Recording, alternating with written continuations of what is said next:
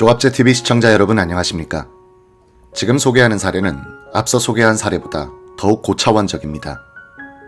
어렸을 때부터 여러 차례에 걸쳐 UFO에 납치도 했고 본인뿐만 아니라 여동생도 비슷한 경험을 했습니다.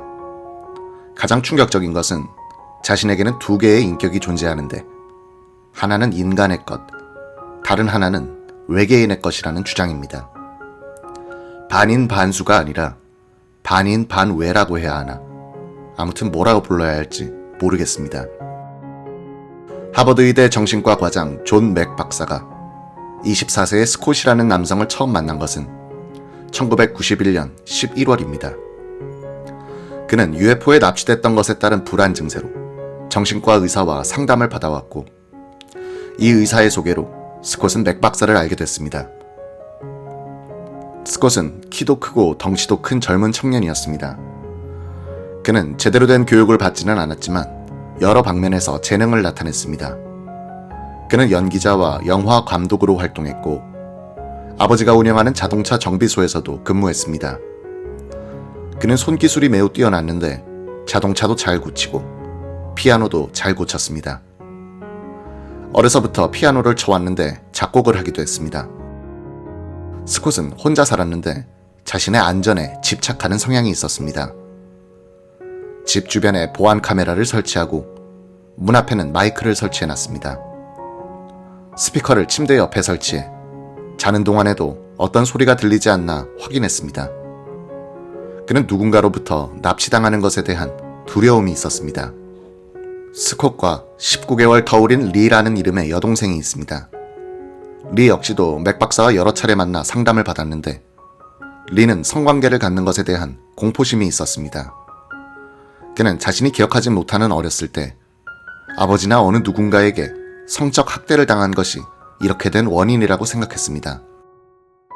리에 대한 정신감정은 1992년 11월에 진행됐는데 10대 초반 때 UFO에 납치됐었다는 기억을 떠올리게 됐습니다. 외계인 같은 괴 생명체가 그녀의 성기에 무언가를 집어넣고 난자로 보이는 조직세포를 채취해 갔다고 합니다. 그는 이후 인도로 떠나 티베트 불교 문화를 공부했습니다.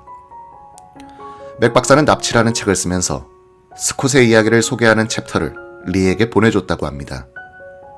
그녀는 맥 박사에게 자신을 너무 피해자인 것처럼 묘사하지 말아줬으면 좋겠다고 말했습니다. 자신은 성폭행 피해자와는 다르며 이 사건을 통해 모르고 살던 의식에 새로운 세계를 발견할 수 있게 됐다고 했습니다. 스콧은 1990년 4월 UFO 납치 현상을 경험했다고 했습니다. 그의 방 안에서 작은 생명체들을 봤다고 했습니다. 그는 10세 때 집 근처에서 비행 접시 같은 UFO를 봤는데 그때도 이런 작은 생명체들을 봤었다고 했습니다. 맥 박사는 1991년 11월부터 스콧을 꾸준히 만나왔고 그에 대한 최면 요법은 1992년 3월과 12월 두 차례에 걸쳐 진행됐습니다. 맥 박사는 보스턴 아동병원에서 스콧의 과거 병력을 확인했습니다. 14세 때 발작 증세를 일으킨다는 판정을 받은 적이 있었습니다. 스콧의 어머니에 따르면 스콧은 태어난 지 6개월 됐을 때 발열 증세를 보이고 발작한 사례가 있습니다.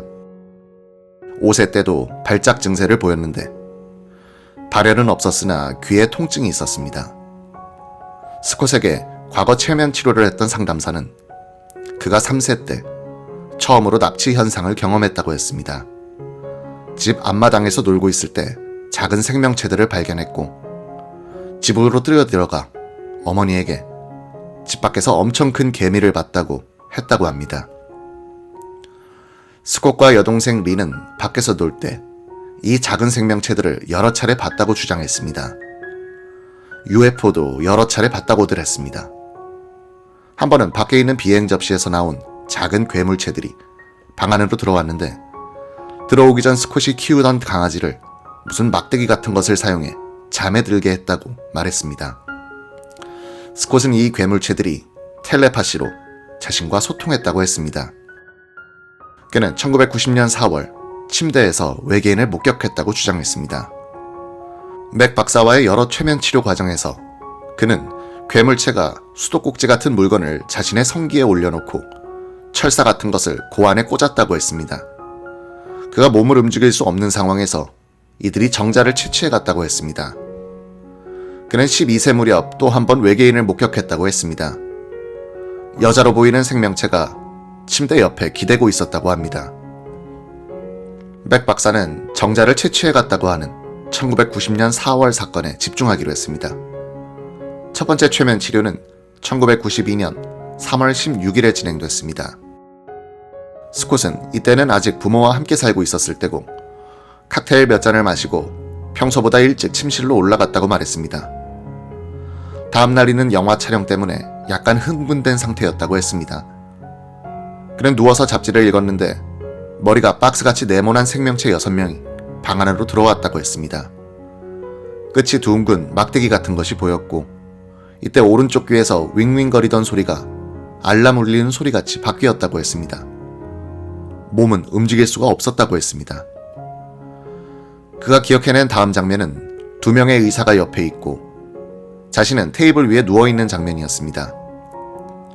이들은 안경을 끼고 하얀색 가운을 입고 있었다고 했습니다. 이들 옆에는 작은 생명체 여러 명이 군복 같은 것을 입고 있었다고 했습니다.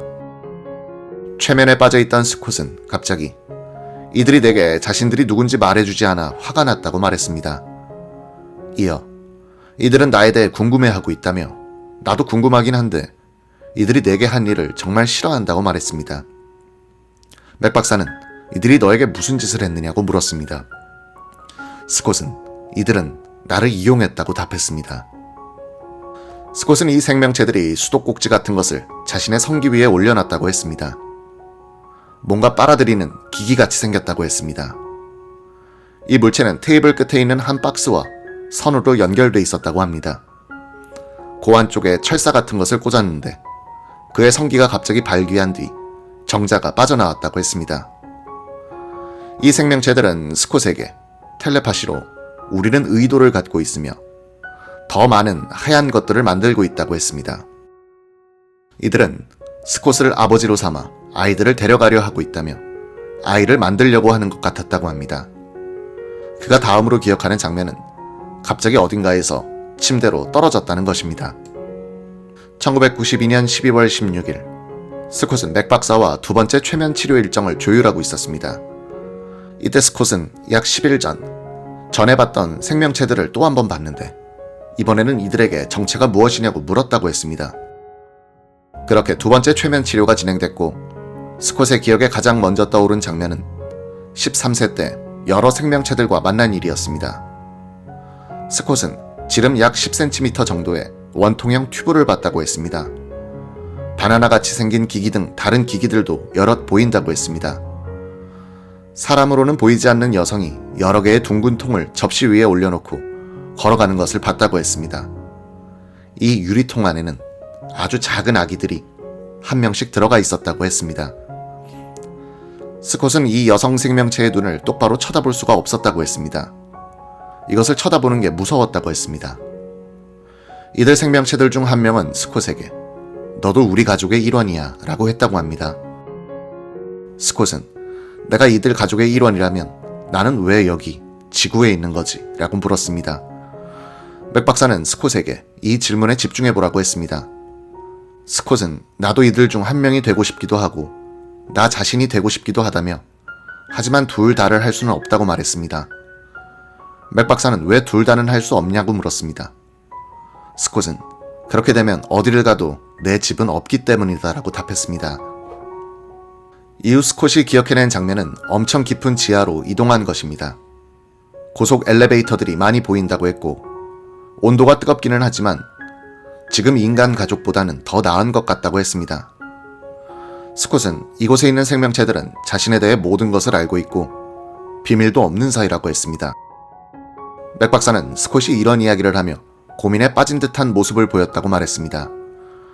자신이 말하는 것이 사실인지 아닌지 혼자서 판단하려고 하는 것으로 보였다고 합니다. 맥 박사는 보이는 경험 그대로를 말하는 것에 집중하라고 하며 판단은 나중에 내리자고 했습니다. 스콧은 자신이 여러 차례 이들과 만났던 사례를 언급하며 왜 이곳에 계속 머물지 않고 사라지느냐고 물었다고 합니다. 한 생명체는 스콧에게 너나 우리나 아직 준비가 되지 않았다고 답했다고 합니다. 스콧은 이들 생명체들이 이곳 지구에서 숨을 쉴 수 있게 뭔가 신체에 변화를 주고 있다고도 말했습니다. 인간이랑은 숨쉬는 방식이 다르다며 이들이 인간보다 머리 회전이 빠르다고 말했습니다. 스콧과 맥 박사의 대화 주제는 스콧이 과거 UFO 납치 현상 중 사실이 아닌 것으로 부인하려 한 것이 있다는 쪽으로 넘어갔습니다. 스콧은 내가 이들 중 한 명이라는 사실을 부인해왔다고 말했습니다. 맥 박사를 깜짝 놀라게 하는 발언이었죠. 스콧은 나는 내가 여기 지구 사람들이랑은 다르다는 것을 계속 알고 있었지만 이런 사실을 인정하지 않았다 라고 했습니다. 맥 박사는 스콧에게 그렇다면 왜 이 생명체들을 만났을 때 눈을 쳐다보지 않았느냐고 물었습니다. 그는 내게 있는 인간의 특성이 이를 보는 것을 원하지 않는다고 했습니다. 맥 박사가 그게 무슨 뜻이냐고 묻자 스콧은 인간은 다른 모습을 보는 일을 견뎌낼 수 없다고 했습니다. 맥 박사는 생명체들의 눈을 쳐다보지 않은 이유를 계속해서 물었습니다. 스콧은 내 자신을 보는 것 같아서 볼 수 없었다고 했습니다. 맥 박사가 내 자신을 본다는 게 무슨 뜻이냐고 묻자 스콧은 내가 이들 중 한 명이라는 것을 보는 일이라고 했습니다. 스콧은 그런 다음 종말론적인 이야기를 했는데 지구에 엄청난 변화가 다가오고 있으며 외계인들은 지구가 안전해지면 우리를 찾아오게 될 것이라고 했습니다. 죽는 사람들의 수를 줄여나가야만 한다며 이런 준비가 돼야만 외계인과 공존할 수 있을 것이라고 했습니다. 스콧은 어려서부터 자신이 두 개의 인격을 갖고 있다는 사실이 그를 힘들게 만들었었다고 했습니다. 자신이 외계인과 겪은 일들을 인정하지 않아 문제가 개선되지 않았던 것 같다고 말했습니다. 그는 이런 사실을 인정하고 털어놓으니 마음이 편안해졌다고 했습니다. 스콧은 최면 치료 얼마 후인 12월 23일 맥 박사에게 크리스마스 카드를 보냈습니다. 그는 그의 외계인 인격의 목소리라며 다음과 같이 썼습니다. 우리의 지적 역량과 세계관은 인간이 이해하기에는 너무 엄청난 수준이다. 나와 같은 통역가가 이들의 접선을 위해 필요하다. 나는 나의 외계인 정체성을 항상 거부해왔다. 나는 이를 잊고 살고 싶었다. 이런 사실을 피하려고 했다. 하지만 그렇게 하는 것은 내 스타일이 아니다. 나는 이제 평안을 되찾았다. 맥 박사는 스콧이 최면 치료를 통해 평안을 되찾은 것이 중요하다고 했습니다.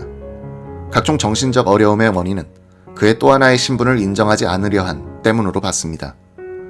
두 세상 사이를 잇는 통역가로서의 책임을 다하겠다는 목적의식이 생겼다고 했습니다. 맥 박사는 스콧의 이런 주장을 어떻게 받아들여야 할지 모르겠다고 했습니다. 다만 외계인들이 다른 행성에서 왔고 지구에 닥칠 대재앙을 경고했다는 내용 등 비슷한 증언이 납치 경험자들에게서 반복된다고 했습니다. 그는 스콧과 같은 통역가와 그의 주장을 무시하지 않았던 그의 부모와 같은 사람들을 통해 이런 트라우마를 겪는 아이들이 없어지길 바란다고 했습니다. 정신의학을 전혀 모르는 나의 입장에서는 맥 박사가 사례 소개 후 덧붙인 해설들이 잘 이해가 되지 않습니다.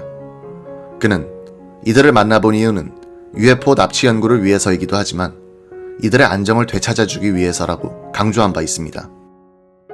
두 번째 목적이 달성되면 무엇이 됐든 좋은 것이 좋은 것이라는 것이 정신의학이라는 학문일까? 아니면 책 결론에 가서는 새로운 해석을 내놓을까? 환자에 대한 예의 때문에 믿는 척을 하려 하는 걸까? 궁금증은 계속해 늘어가고 있습니다. 아무튼 계속해서 맥 박사가 결론으로 향하는 과정을 소개하도록 하겠습니다. 뉴욕타임스 출신 블루멘탈 기자가 맥 박사에 대해 쓴 전기의 제목은 빌리버입니다. 지금까지의 서술만 놓고 본 맥 박사는 진짜 믿는 자같이 보입니다. 오늘 시청해주셔서 감사합니다.